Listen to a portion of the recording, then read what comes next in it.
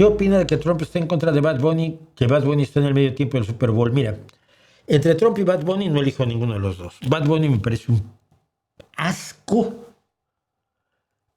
que hay letras de él que no me atrevería yo a repetir aquí. Letras de una denigración de la mujer, de una dejarlas en menos que un cacho de carne, mientras promueve el consumo de drogas.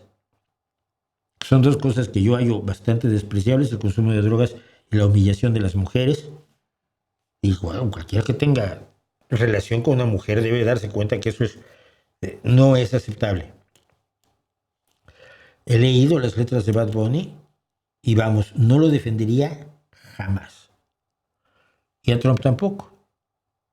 Bad Bunny es el ejemplo de la basura reggaetonera que desprecia absolutamente todo, salvo el éxito personal y la capacidad de sexar con mujeres distintas, sin ningún compromiso. Pero no es porque ellas quieran, es porque se rinden al altísimo fálico triunfo del reggaetonero de mierda.